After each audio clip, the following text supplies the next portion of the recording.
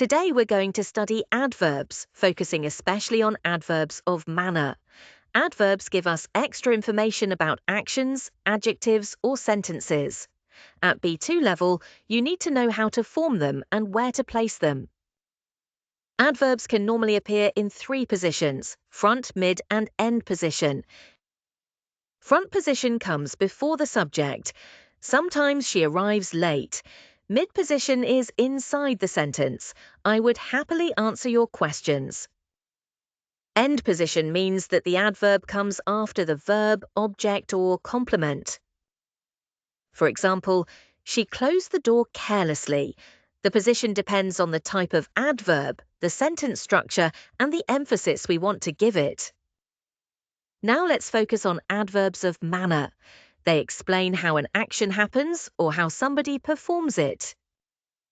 Compare he answered the question with he answered the question confidently. The second sentence tells us how he answered.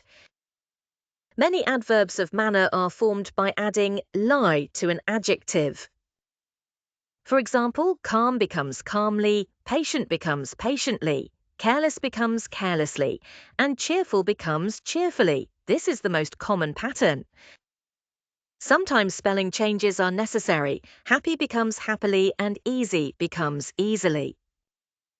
However, not all adverbs end in lie. Fast can be both an adjective and an adverb, while the adverb corresponding to good is well. Adverbs of manner usually appear in mid-position or end position. Compare. He confidently answered the question, and he answered the question confidently. Both are correct, although end position often gives the adverb more emphasis.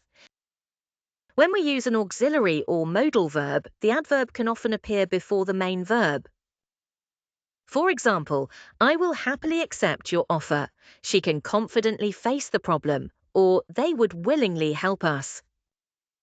With continuous forms, the adverb may appear between the auxiliary and the main verb. She is patiently waiting for an answer.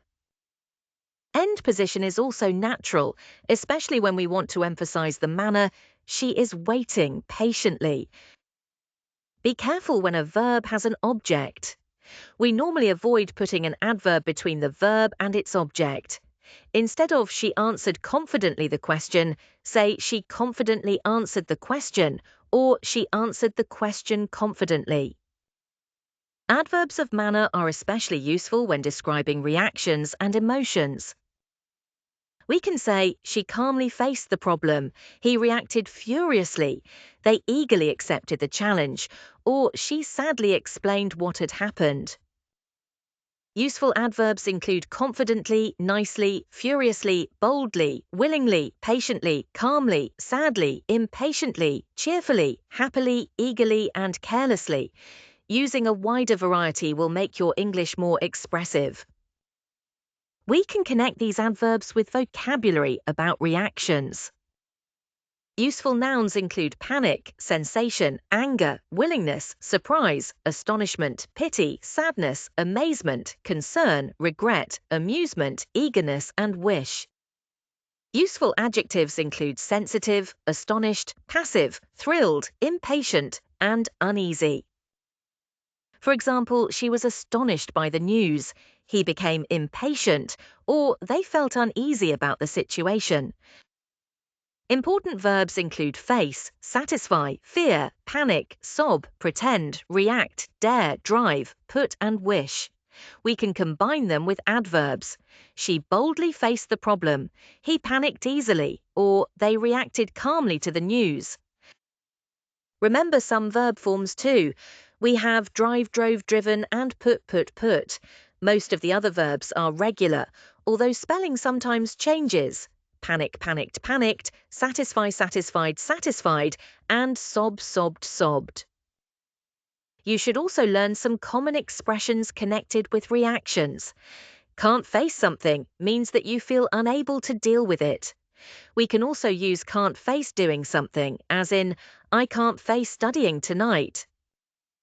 To face up to something means to accept and deal with a difficult reality. For example, we must face up to the problem.